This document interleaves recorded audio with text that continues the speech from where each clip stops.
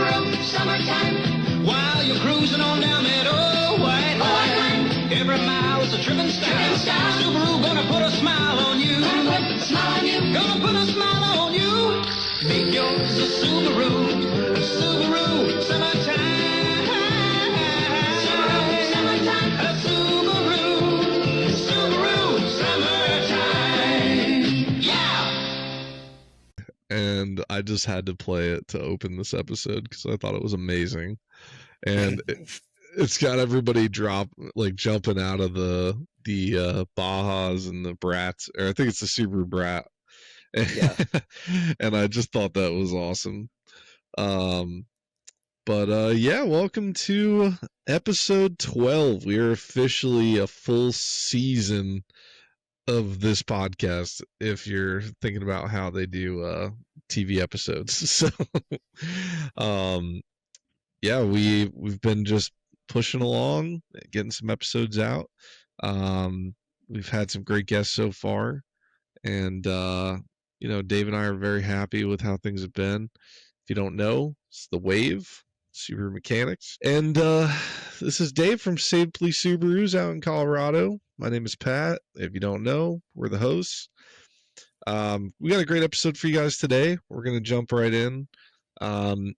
Wanted to talk about a couple different things in the Subaru world. Before we start, Dave, have you driven the Baja? Do we have an update? So we're still sitting around the 200-mile mark, a little over. We've just had such an incredibly busy last couple weeks with the holidays and everything. And we're actually, unfortunately, short-staffed a bit throughout this time. So due to unfortunate reasons. And so as a result, we just have not been able to just put miles on that thing, just due to not being, all hands on deck. No one's able to really leave. If, we can't get a part delivered, we're hard pressed to go pick things up at the moment. So that's kind of where we're at, which genuinely, we're happy to do. But it's just down to, like I said, a limited staff. So right now, unfortunately, the Baja's mileage is kind of paused. That's not to say it still isn't getting driven and moved around at occasional short trips around the neighborhood, but it's definitely more of a once we get back up to full capacity, we'll be putting a lot more miles on that. We'll road trip together. If it breaks down, we'll ride in the tow truck together. We'll see how far it gets. Although we could also we could fit the engine in the back that we have, and we could have one of those swap pretty quickly. Yeah. Just saying. Hey, you know what? We'll see. Something that everybody has probably had a run-in with at some point or another, if you drive a Subaru, is the police. And, when you see the lights kick on, you start to slow down, and if you're me, you pull over because you just know you're already in trouble. So, something interesting we want to talk about is police cars that have been used that are Subarus. And some different countries and things like that where they have popped up here and there. Subarus are not commonly a police vehicle. I mean, it usually has to do with the fact that the police sign some kind of contract with a certain manufacturer and they get a bunch of cars made and it comes out to be a little bit cheaper, things like that. And not just that, but to be able to chase down the high horsepower cars, they normally have to have a good amount of power. They have to be able to, commit to a chase, like the Chargers and, Challengers. Sometimes you see the Durangos, a lot of Explorers. Yep.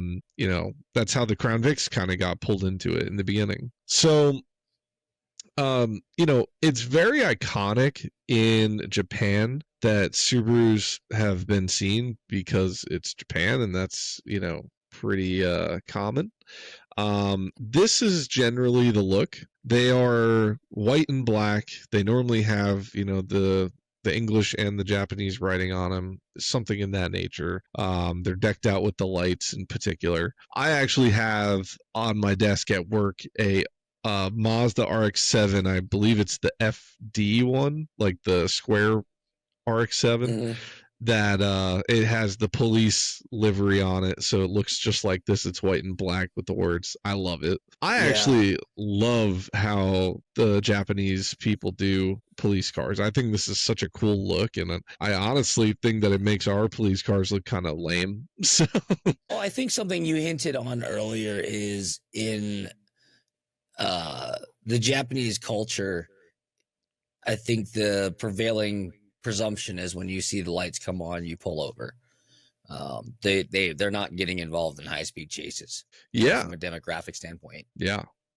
And I think that it's a cool thing that they use different cars over there. I don't know if they have the same contract level thing that goes on with their police force, and if they sign up for a bunch of different cars or what they do, but I'm sure there's still a similar deal. I mean, I think it's just it's a business thing at the end of the day, and they look at it and they look at different manufacturers and they say who can give us the best deal, to a sense, on the biggest volume. well, not just that, but a lot of it comes down to capability, right? Like in the US where you have long highways and you have muscle cars, you got to be able to chase them in a long strip kind of situation, whereas like in Japan it's a lot of mountain ranges, it's a lot of curvy roads, so like with weather and everything, the all-wheel drive with a Subaru kind of makes sense, and being able Sure. to have that torque and the turbo and everything, I feel like honestly it's probably the best application for chasing people down over there. Sure. And I think there's two sides. There's chasing people down, and there's also responses to, accidents and things like that. And I feel like both encampments really ultimately predominantly want reliability as well. They want low cost of maintenance, and ownership, to where they're not buying a fleet of, the most unreliable vehicles, that are built, and to where, like you kind of hinted to earlier, there's definitely a demographic in our country where, yeah, you got to have, in the sense, a muscle car to keep up with the other muscle cars on the road. But once you start modifying and, getting some of these other options, I mean, the police forces aren't running around with Hellcats. Sure. But at the same time, a Hellcat doesn't have the same reliability of what a police vehicle is built for, in that they can put that thing through anything and it's going to keep on running. That's kind of, they have that ceiling. It's the kind of old expression: if you want to make 1,000 horsepower, do you build 1,000 horsepower engine that's capable of handling 1,000 horsepower? Yeah. Or do you build a 2,000 horsepower capable of lock and then make 1,000 horsepower? Give yourself some wiggle room. It's funny because my cousin actually told me when he went to the University of Michigan, they had a Corvette police car that it actually had like a block behind the seats, it has like a wall built in, and it had a machine gun and a shotgun mounted right on the wall behind the guy's head, and they said that it was like the car they take out when they need to really, chase someone down or whatever. So but that's the thing, is like in Michigan, right? People could run, they could try to get over the Canadian border. Like there's just so many different factors, and it always comes down to like where you live and like what you need for that area in particular. Like with the police cars in Japan, I found that usually it's in these regions like Hokkaido and Osaka, which, are usually pretty densely populated, and there's not a whole ton of wiggle room to kind of get away from the cops and bolt on a straight line kind of situation. Lightly modified, I don't think that they have like police interceptors in the way that we do here, where like they bring them in and they fully modify the whole fleet with like crazy upgrades to try to be able to keep up or whatever they need. They Bars. Yeah, they definitely modify them, but they modify them with lights and a couple upgrades. Really they just trust the car in general, and they kind of follow it that way. Yeah. Although the more I think about it, and I'm less relevant with watching modern media to a ton. I don't know if cops is still running. I mean, I feel like there's definitely been a pullback from the majority of police jurisdictions here in at least the United States that we live in, and where at a certain point they don't want to pursue somebody who's just going to cause a 20 car accident and kill a bunch of people in the midst of it. I think they're just like, you know what? Let's utilize the technology that we have at hand. And more oftentimes than not, I've heard that, police will just pull off you, let you go. They don't want you to feel like you're being chased and have to evade them and risk doing other potential or causing potential other harm and injury to other people. And they'll just have the helicopter follow you to your house. Yeah. You don't know the helicopter's following you, and they have a lot bigger range and gas tank than you do. And if you have to stop and get gas, well, they'll have another police helicopter intercept and keep following you, and they'll follow you to your house, and they'll get you while you're stopped at a motel or sleeping or wherever. So I think that the majority of policing in the kind of old Wild West kind of tactic of chasing the guy down has certainly diminished dramatically, and I think that's to the betterment of the general health and safety of everybody in the population, to where they're not chasing down people, and you don't see high speed chases, happening all the time for that reason. And so, arguably, to your point, just having a reliable vehicle that can get to places and safely, and I think the biggest hurdle for, at least when it comes to transcending, let's say if Subaru ever wanted or would be in the potential running for having police vehicles here in the United States, would really transcend this down to a volume. And I think that you look at domestically here with the current market that they have available to them, with, let's call them the big three, they're pretty hard pressed to be beat as far as what they can be offered in terms of volume of vehicles. And I'd be hard pressed to think there isn't a level of, or rather a handshake, for lack of a better term, where, oh, hey, we buy 20 million vehicles from you or whatever, XYZ. It's a grand number, but let's say 1 million vehicles. All right, maybe we get a 10% discount on parts when we need them too. Yeah. Something along those lines wouldn't be far-fetched to think wasn't in the realm of that contract. Well, Dave, I want to jump in here, and I want to tell you, there is a state in the U.S. and a county in that state where there is a STI police car. Really? Do you know where this is? Take a guess. Is it Vermont? No, you would. Northeast. You know what? Oregon? You would not think that this would be the place. I'll give you one more guess. All right, I'll go out on a limb. Hawaii. No, that would be awesome though. That would make sense. That would be cool though. Yeah. Wisconsin. So really? in Greenfield, Wisconsin, the police division received a WRX STI as a gift from a local dealer for patrol duties, and was used for speed enforcement, community outreach, and even used in off-road scenarios. And that's right from AdventureSubaru.com. In 2013, it was gifted to him.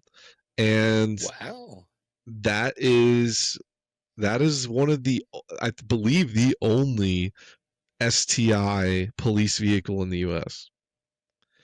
So I want to urge anyone who listens to this podcast, if you are from Wisconsin, if you live in that area, if you know where Greenfield is, I need a picture. There are no pictures. I can't find them.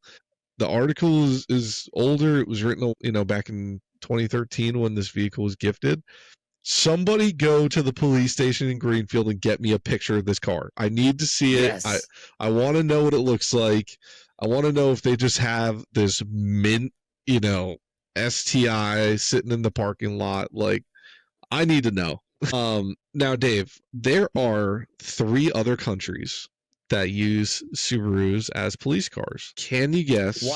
Why do I feel like one is Canada? You're right. So, the first one, London, Ontario, Canada.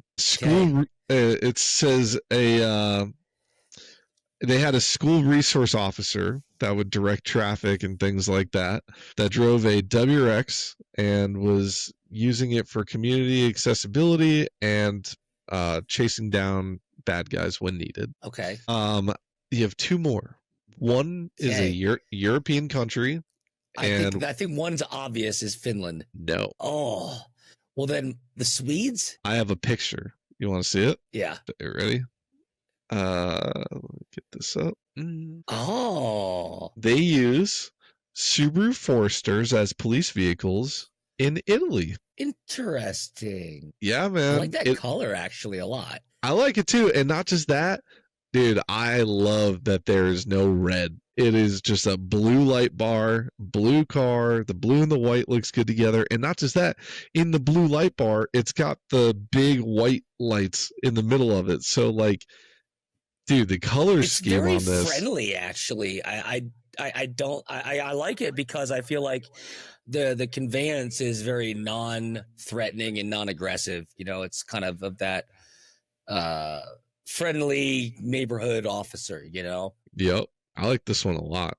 I think it's a cool looking police car. Not just that, a Forester, this is like one of those cars you wouldn't expect the police to be using. I'm sure it's practical, and I feel like it falls into that kind of European category, like we were saying about us here in the United States utilizing the Ford Explorers and things like that. That's true.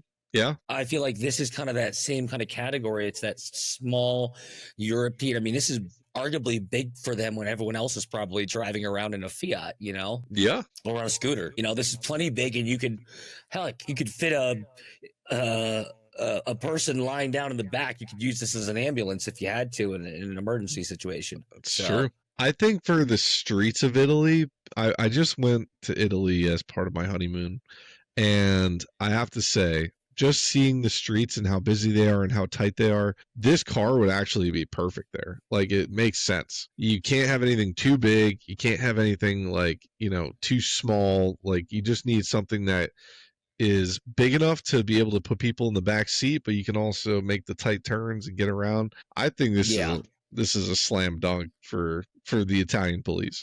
So. I agree, and that's the other thing. Think about, you're right. Try driving a Ford Excursion or something around in Italy. It just doesn't make sense. You're gonna have to make 15-point turns all the time. Yeah. Oh man. And then here, this is the last country that uses police vehicles. Do you know where this is? I can't tell. This is Greece? Australia. Australia. Oh, yeah. That makes sense. And as you can see, that is a new WRX. Yeah. I was going to say, this is a newer picture. They currently use, as you can see, a Kia Stinger. They got a Volkswagen, and then they got the new WRXs, which, dude, this thing is awesome. This thing's decked out. I would love to get a new WRX and do this to it. I know you can't. I don't think legally you can have the lights, but to kind of put this look to it, that would be cool. Yeah. See, I know there's definitely gray areas. There's a particular individual. Shout out to that individual if they follow the podcast here locally in the Cars and Coffee that has a police vehicle, a retired one. He even has a license plate that says "not a cop."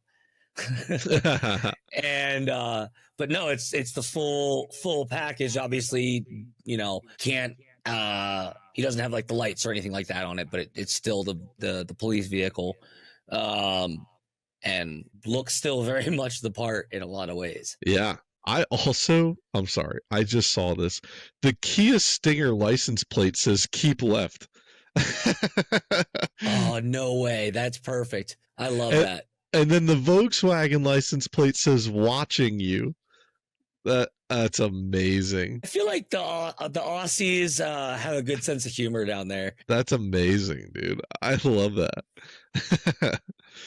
Yeah, man. I think that part of the issue is you can't have the word police unless it's like, it has to be like a joke kind of, like you can't have it be legit.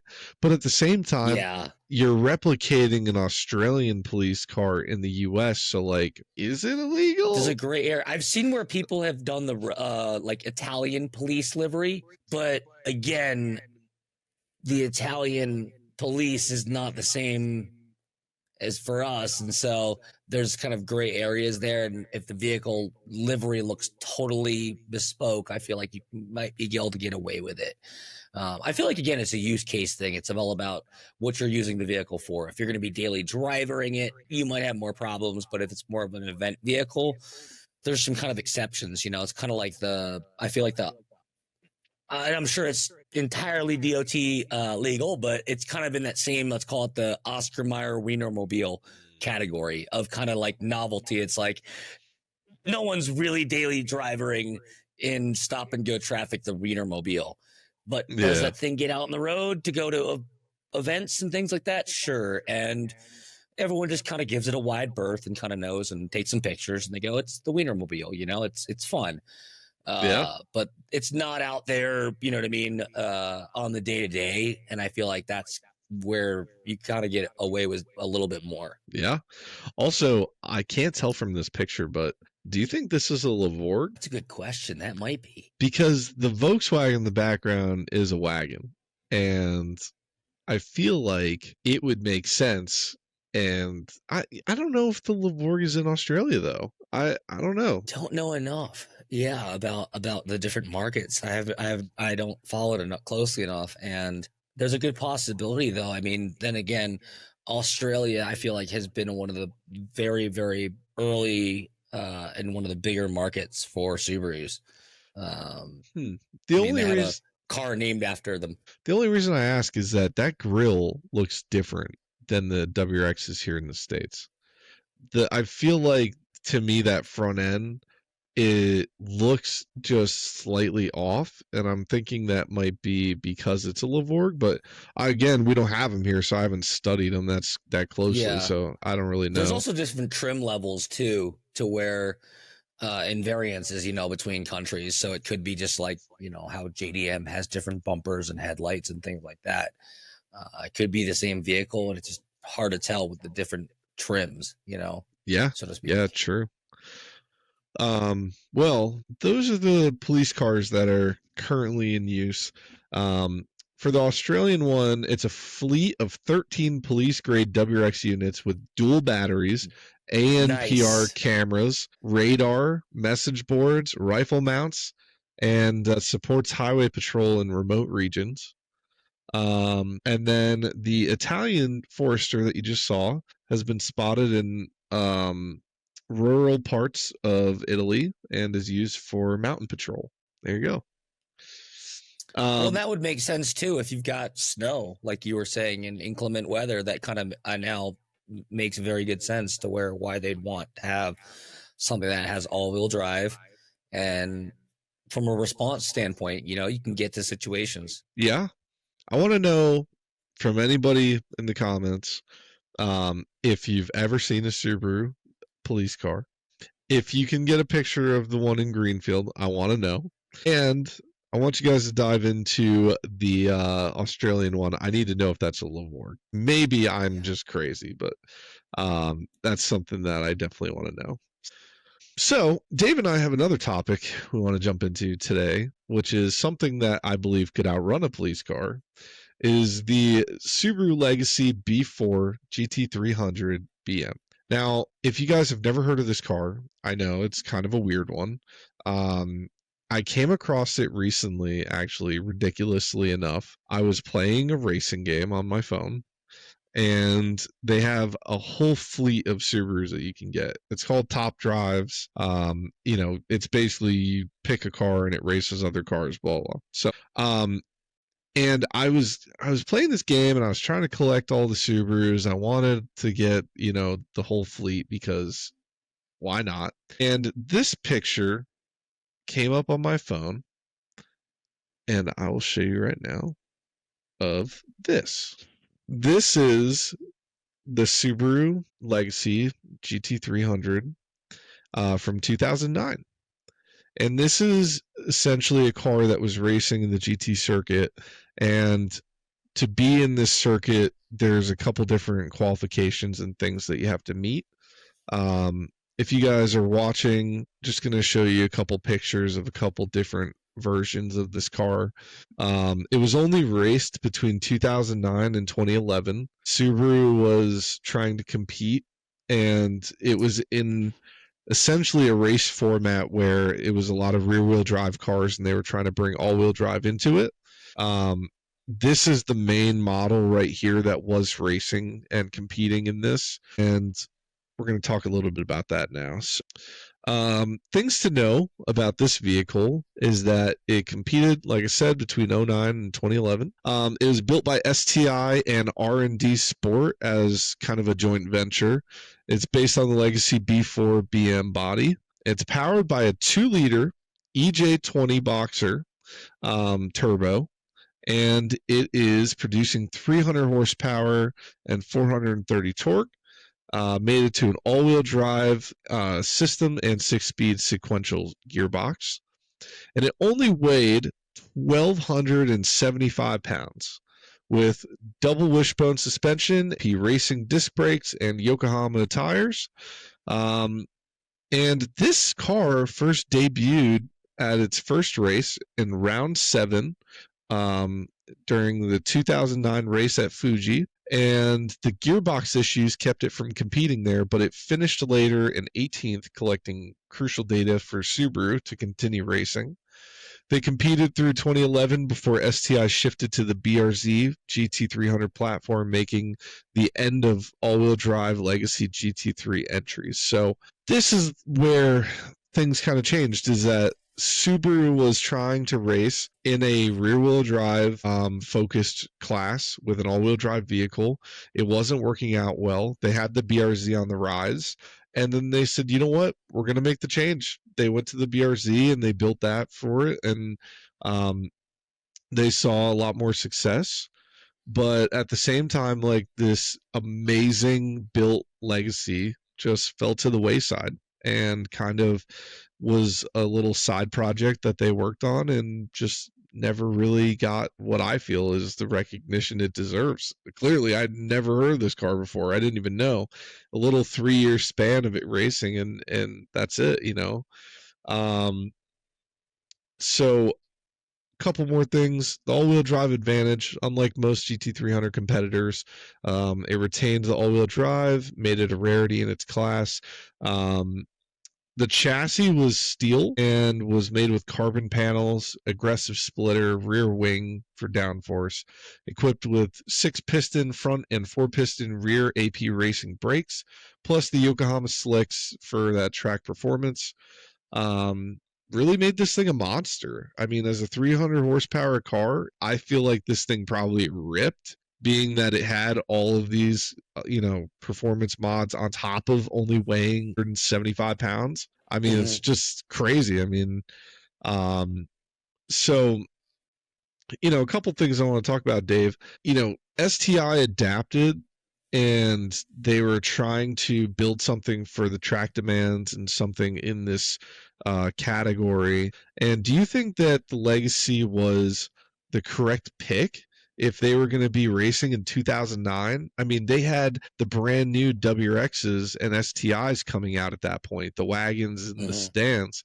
I mean, they could have really done something with that, and instead they went with a Legacy chassis. It's just such a weird pick when the WRX does so well for them in rally and everything else. And I think that's a very good question. I think my initial first reaction and thought is the old school adage of race on Sunday and sell on Monday, and to where you are building kind of a, no pun intended, a legacy, of brand and a vehicle, to where, historically the WRXs, the STIs, as the majority of us enthusiasts, even whether or not they own one, still appreciate and idolize and reminisce about, and have a very strong fondness for,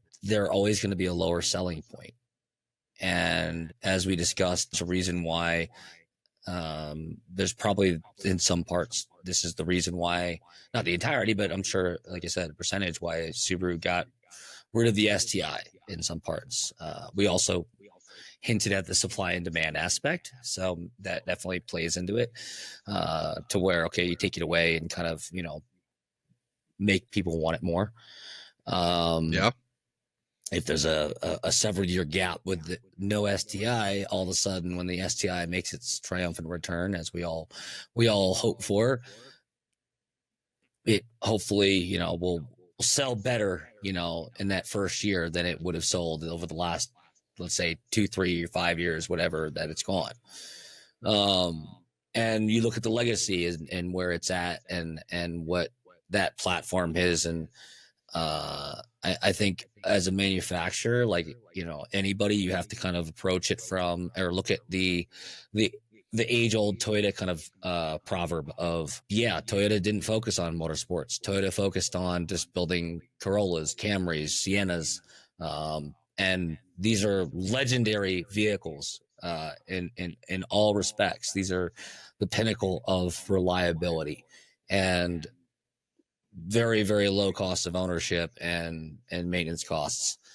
But they don't instill the same level of soul and inspiration that the Supra, let's say, does. And for them to kind of triumphantly come back with a whole division of Gazoo Racing, for example, which for anyone who doesn't know their history, that was a whole skunk works, effectively. That was the owner of Toyota at the time, wanting to go racing, but effectively not being able to do that by board members and other kind of politics, if you will. And so he kind of started a skunk works underground, and that was Gazoo Racing. And now it's come to light, and now it kind of can become its own kind of entity, and Toyota's embracing kind of that different culture, and they have the off-road kind of culture with the Tacomas and the 4Runners and all that. They have kind of different segments, but they've built their business model on selling Toyotas, Camrys, Corollas, Siennas, just the basic, vehicle that will get you to A to B and isn't going to break the bank. Yeah. And I feel like from a standpoint where Subaru has to do things, they have to look at it where they have to leverage that and balance that. As much as you want to go racing, you have to ultimately sell cars. Now, at the same time, when it comes to the Legacy kind of transition to the BRZ, I think it kind of transcends that to where they're trying to maybe pool more resources into that division and say, hey, look, we think we have a great car here. We want to instill inspiration into people's minds when it comes to these cars. And I can only imagine. So when we were talking about the difference between racing a all-wheel drive vehicle in a predominantly rear-wheel drive class, there's nuanced differences between driving both those types of vehicles. And if you're driving with a field of people that are driving very differently than you, therein might present some challenges, whether or not you might be effectively faster or not. In certain instances, you might be hindered in other occasions where you're having to conform or adhere to kind of how everyone else is flowing through a track without just, blindsiding through everybody and bowling pin through a bunch of other cars on the track, because that's the line you need to take. Well, what's interesting too is that you would think, right, that in a class where you're racing at 300 horsepower, that all-wheel drive is going to be much heavier with a front diff, when everybody else is running rear wheel. And what's interesting is it almost becomes a secret weapon when you're able to get down to the 1,200 pound level. You're weighing in at 1,275 pounds. At that Yeah. point, right? Everybody's so light that the all-wheel drive system actually has got to be a benefit, because the amount of torque you're getting and being able to take off with an all-wheel drive system when everybody else is doing rear wheel. I mean, I feel like the advantage is there, but I think at the same time you're limited by other aspects. And in a class where everybody is racing rear wheel, I'm sure they're all pushing their limits. So, it's kind of an interesting take that the possibilities are there that this could have been like a secret weapon. That's probably what Subaru was thinking when they did this. But just based on the results, clearly they realized that the BRZ was the right move and that was the way to go. So, I don't know, I just find it weird that if you're going to take a shot on something, you may as well take a shot on one of your vehicles that's like a leading performer or something that you're trying to sell more of. Because with any kind of racing, if that car starts to win, you're going to sell more because people are watching this car win cups and win races. And like, the Legacy in 2009, I don't think was the hot commodity, and maybe they were trying to get more sales out of it, but realistically, I feel that you in 2009 had an, 08, 09, you had a new model WRX come out. That would have been the perfect time to start pushing that car into racing and getting people hyped about it and having them go out and buy them. Like, you know what I mean? Like it's just kind of a weird timing that they did this. And I feel like it's awesome. The fact that this Legacy exists is insane. And I wish I could see it in person, but like, it's just kind of a weird pick in my opinion. I don't know. Well, and I can't place the timing of it, but I know for a good portion of time, somewhere around that time, if I'm not mistaken, Ken Block was still driving Subarus. So Yeah. that may have been a factor that played into it as well, to where they were like, well, we don't need to oversaturate, to a point and have WRXs everywhere. Let's try to diversify the portfolio, as the expression goes, and let's put a couple different eggs in a couple different baskets, and see which one really takes off and kind of sparks that next interest, for that next generation. Because I think ultimately that's what manufacturers, or rather brands, like Subaru, are really trying to build. It is, there's such a cult following around Subaru as a whole, but inside of that you have, as we've talked extensively about, the Bajas, and of course the Brats, and those kind of the SVXs, and those kind of vehicles that are so kind of bespoke to a company just kind of thinking differently and doing something outside of the box and saying, here's what we want and what I wanted to build. What do you think? And that's, like I said, there's always that kind of challenge of from a visionary standpoint of what do you want to build versus what do you need to be sustainable. Yeah. And I think it kind of goes to the hungry artist plight, to where you could spend 20 years building your masterpiece and say it's worth $20 million because you spent 20 years on it. But if someone's only willing to pay $20 for it, then that's the market speaks. Or you could be the guy cutting fenders into the Porsches and, taping things together or whatever and sell it for $1 million. You know what? It's funny too, because it makes me think of the GT3 RS, right?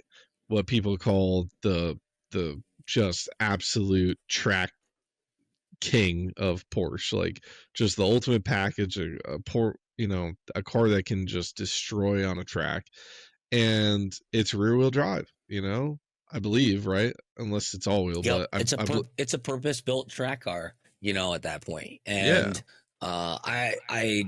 I was unaware until speaking with you about the B4, the Legacy B4.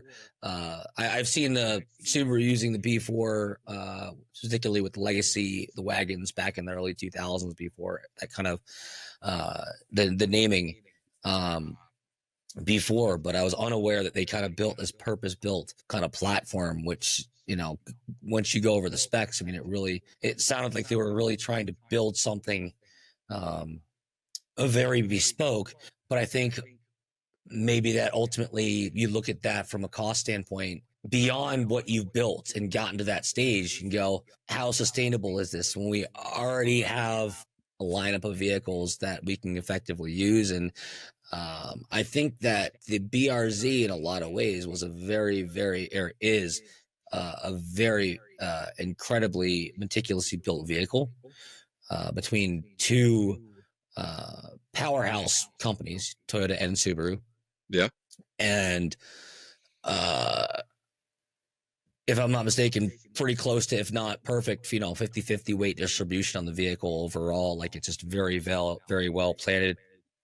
And the handling characteristics, I think, are there to where, okay, you make some modifications from a track standpoint, some stiffening, you make it a little bit more of a track focused car.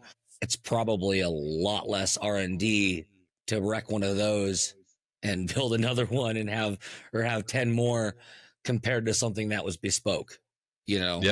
Yeah, I totally just agree. A cost standpoint, and racing is expensive enough, to say the least. So anywhere you can effectively kind of cut some cost, I mean, it makes sense. Yeah, I think that cutting costs is huge with racing. I mean, you look at F1 and how, like, every time you turned around they were getting penalized, or, you know, they were trying to cut corners here or there and making things cheaper and trying to upgrade their vehicles. And it's like, that's been the game of racing forever, is just trying it, you know, people just try to cut as many corners as they can until they win, and once you win, they run with it, you know.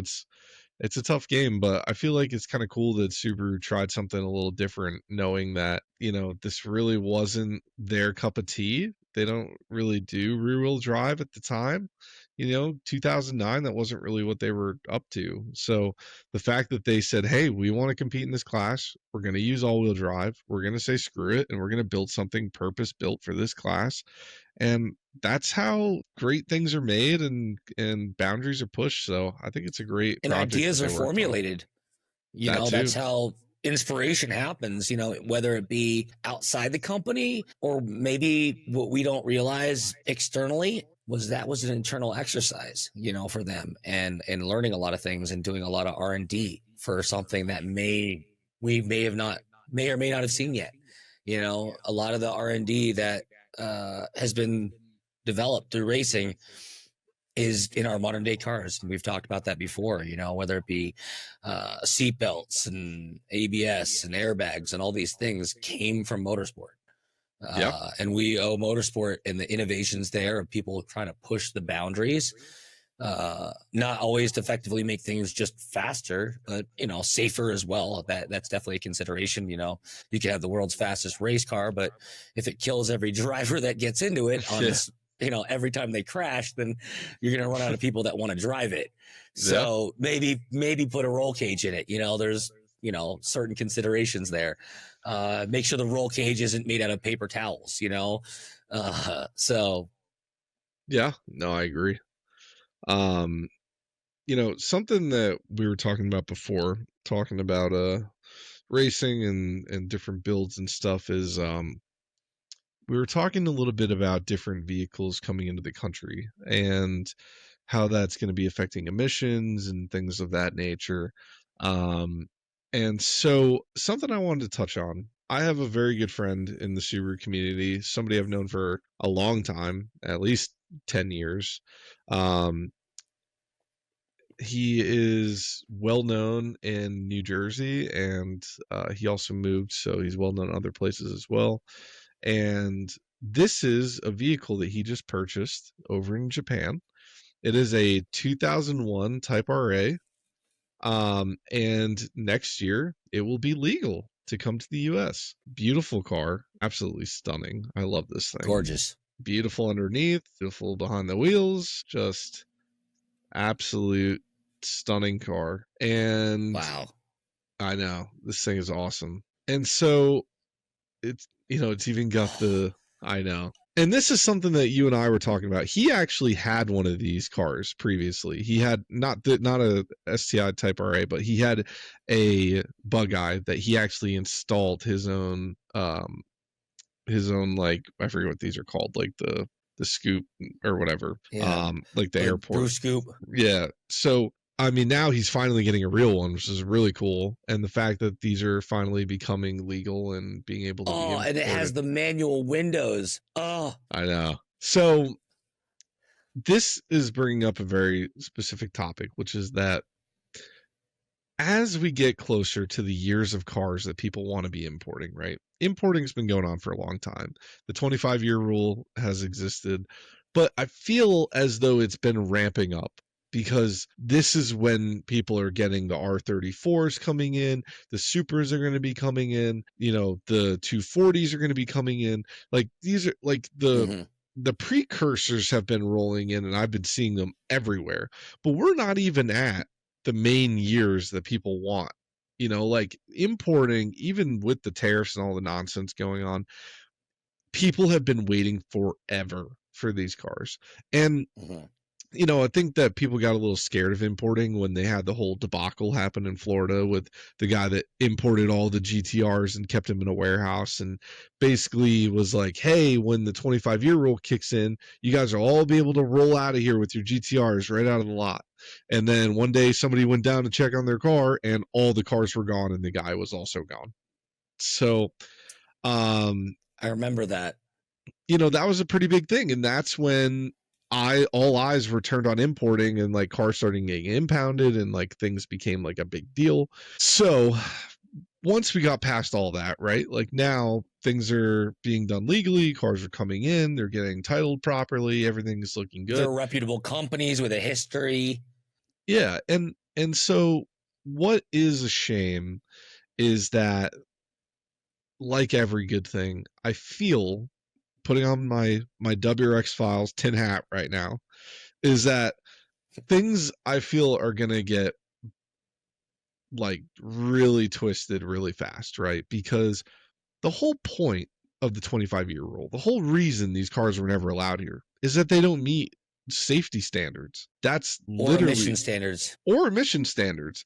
And so the big one, something we talked about last episode, is that the EPA is the most active part of the government, clearly, as they really love chasing down everything car related, and they love chasing down COB, they love chasing down SCT, they love coming after emissions. And I mean, look at Europe. I mean, they're really cracking down over there. But like, I feel that once this ramps up and these cars start coming in like hotcakes and everybody's driving them and nobody is emission compliant, it's going to be a problem. And the government's going to step in. They're going to say something. And we were talking a little bit about what my tinfoil theory is that I could see the government stepping in and saying, we are changing the 25-year rule to 30 years. And if this were to happen, there's a couple things that would go on. One, they would have to figure out how to grandfather in all the cars that have been imported within the 25-year rule, and basically legally. Yeah, and you 100% would have to grandfather. You couldn't do that. That's a slippery slope of going backwards. But then they would have to prove, right, that the cars because they still have cars coming in and because like what could happen is before the rule takes effect or whatever goes on, they could just ship as many cars as they need to into the US. But then the problem is that they wouldn't be titled in time. They wouldn't be registered in time. I think that's what they would probably do, is say the car would have to be registered by a specific date. Yeah. Or just imported by a certain date. I don't know what the importing documentation looks like, but I feel that like like there's going to be a couple different ways. They're either going to crack down and make a lot of laws about cars that are 25 years old and the standards they're still going to have to meet. Um, even though that's like the whole point of the rule, but like at some point it's going to become a problem. Like everything with the government, they always make a problem out of everything. And Mhm. this is something that I feel like has been so quiet, and I haven't heard anything about it. Like there's been cars all over New York near me and New Jersey where there's like GTRs and there's all these cars coming in, and I'm just Yeah. waiting. Like I'm waiting for the point where you just know it's coming. You just know that they're going to do something about this. And and not just that, when these cars start showing up to the takeovers and they start drawing attention, I mean, it's just going to be a slippery slope. So Well, so unless I would hope, I don't think people would be bringing like these type of cars generally to the takeovers. I mean, I've yet to see really a lot of Skylines at takeover type events. Then again, I don't follow that kind of culture, or condone it rather. But I don't think that the real passionate enthusiast is really kind of engaging in that culture. Let's just put it that simply. I'll be on record in saying that. I think to your point there, to kind of counter that, I think one thing that plays into it is going to be, and this is kind of my conspiracy kind of aspect to where, well, the thing that effectively may very well hinder that, or the EPA and everybody looking at these cars and wanting to change the laws, would be, well, how many are going to be coming in? And I think with things changing, that you're going to very quickly see the old classic supply and demand. Well, the price is going to go up dramatically for these vehicles. If it hasn't already, it's going to start to go up. I mean, you're going to start to see some of these vehicles costing exorbitantly large amounts of money, to where you kind of have to ask yourself, do I buy that, or do I buy something else and they're already there, I feel. I not have to mean, deal with it? dude, I mean, if you look for like like the Nuremberg GTR, R34s, they're $250,000. That's what You I'm know, saying. like And so that's not to say that will be the scope of where a Subaru STI will get, but it's definitely going to get a lot more expensive. Who's to not say it could get to where it's $100,000 or more to get one of these vehicles over here, titled, plated, everything legal, to where, okay, well, that's going to draw down demand to where, okay, the EPA and the government's all look at it and go, we're not too worried about it. There's not that many coming over here. And these aren't the kind of guys, like I said, that are going to be at the takeovers and doing these kind of things. These are collectors. They're not going to be wanting to put high mileage on them. They're not going to want to risk them getting damaged by getting daily drivering them and having some Karen in a shopping mall run their shopping cart into it and ding your, carbon fiber, special, mirrors or something. I think where I'm coming from on my angle is, can you trust it, right? What is the regulation? If you import a car into the US, right?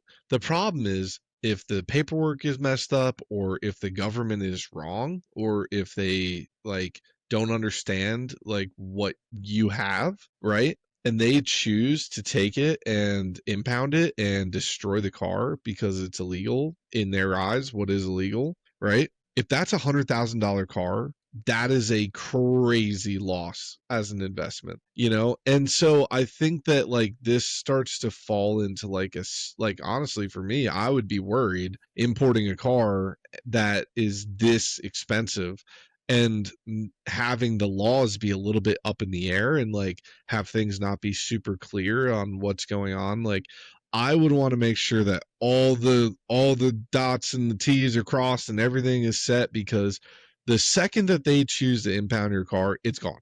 Like there is no, hey, let me call someone, let me confirm. No, it's, hey, this car's here legally, and then you're like, well, I have all the paperwork right here, and it's like, well, actually, this car isn't here legally, and not just that, it's something they've been battling for a while with, cars coming over with the wrong VINs, the wrong mileage, they're swapping clusters, like, it's like there's a lot of unsure areas with importing these cars, especially if you are working with a questionable importer. Um, and I feel like it, like, investment wise, is just kind of scary. Like, it's kind of scary to put that much money down towards something and potentially just have the government come by, they take it, put it in the crusher, and there you go. Sorry. By the time you figure it out, sorry, the car is already crushed. Yep. Oh, well, it was legal. Oops. Yeah. I mean, and that's why, like, my buddy with that Type RA, he did all this research. He found one of the best importers. He got all the right paperwork. Everything's set. It's one of those processes that you want to make sure you're doing the right things. So I But it was feel a like, lot of work, I'm sure. yeah, and that's the thing. And like, some of these companies sell you on like how easy it is to get these cars, and we'll give you any loan, and you got to pay 50% up front, and then we'll import it from Japan, and like there's You like do all these nothing. scams and stuff that like end up happening, and you just got to make sure you do your research before you go dealing with one of these companies. I personally have dealt with a friend of mine at Fed Legal Imports. Amazing guy, amazing company. He handles everything professionally. Really good importer. Um, I've dealt with Mint, who's out in California.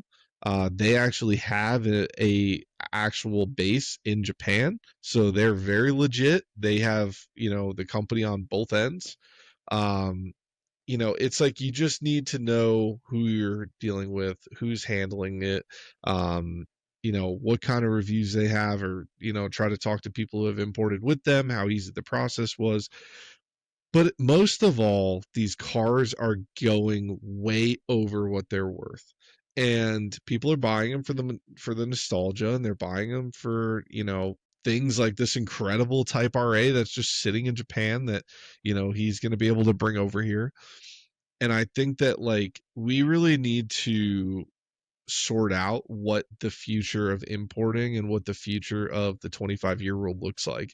Because I mean, dude, we were talking previously about OBD3 possibly becoming a reality, and like things like that. And if the government starts wanting you to have a car that they can track, and a car that they can basically see virtually, and now they're making you do all these different plugins and stuff, and like regulations ruin everything, unfortunately. Yeah. So I fortunately think, though, it's still going to be just a small niche market. And the fact that, like I said, the price is dictated. I mean, you don't see GTRs, running Sure. around, everywhere, I mean, heck, even something that we did have here, that isn't necessarily an import, is some of the older Supras.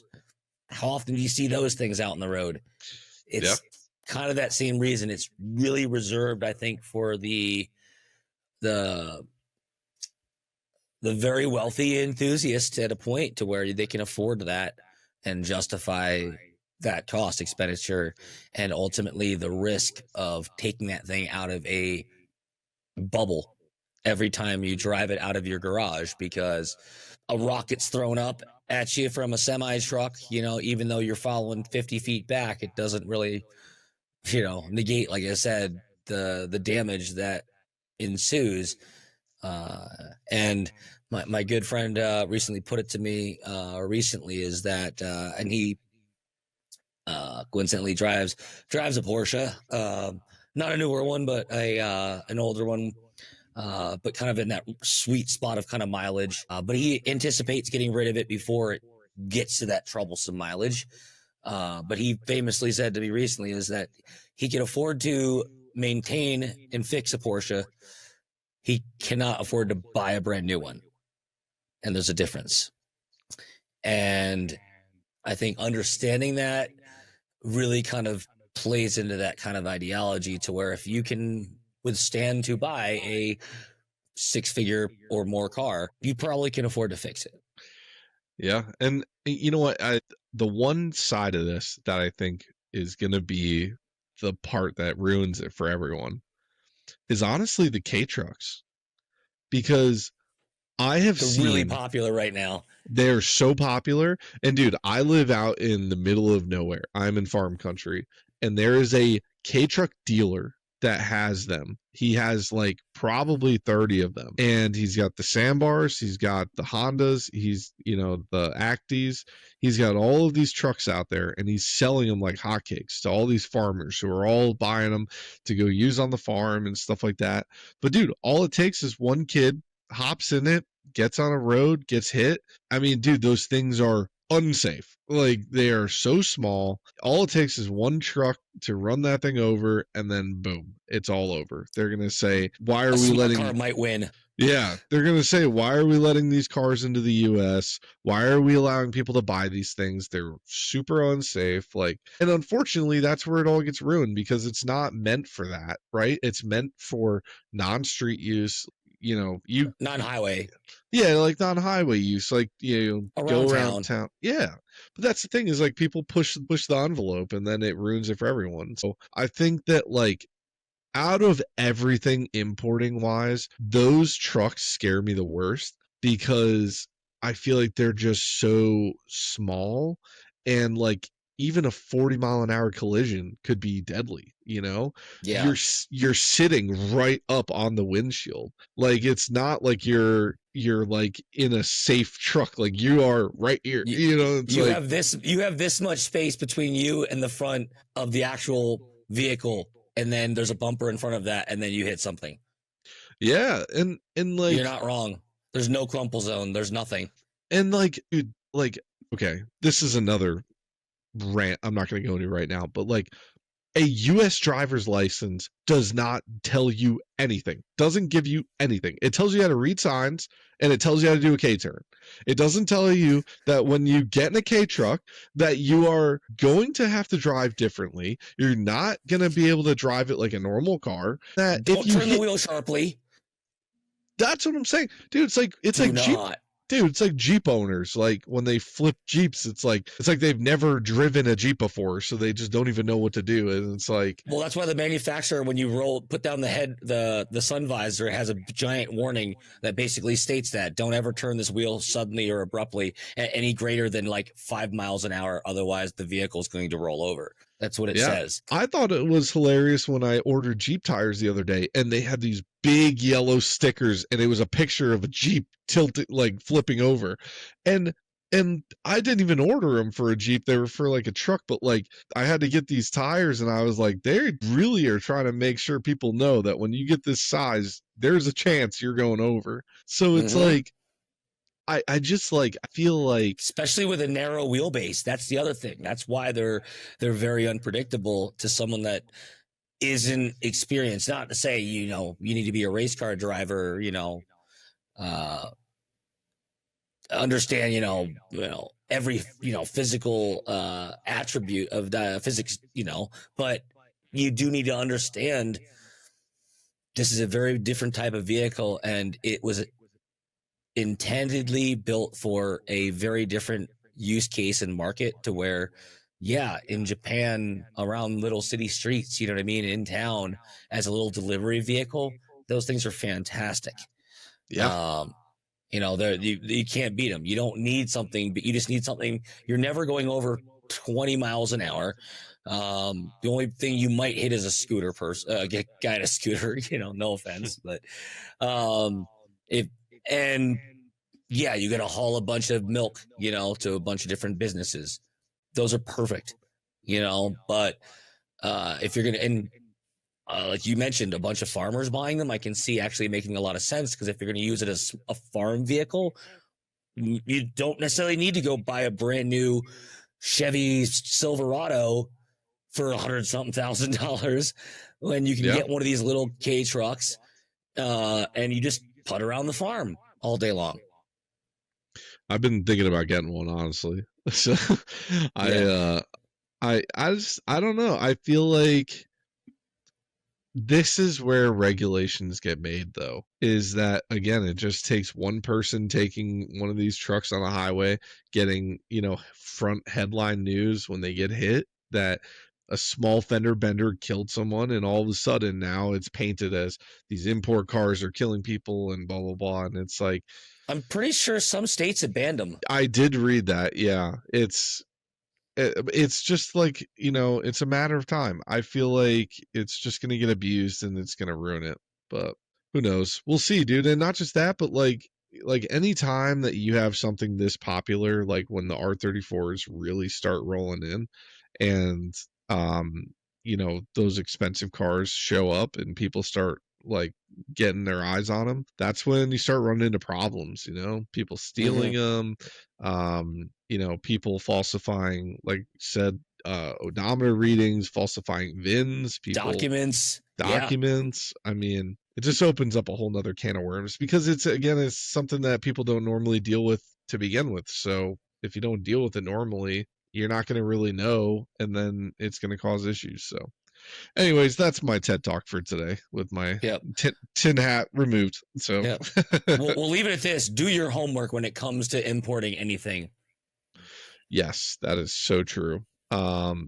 Just make sure you're using qualified people and people that know what they're talking about, and just make sure you do your research on that end. And yeah, we appreciate everybody hanging out with us and watching the podcast.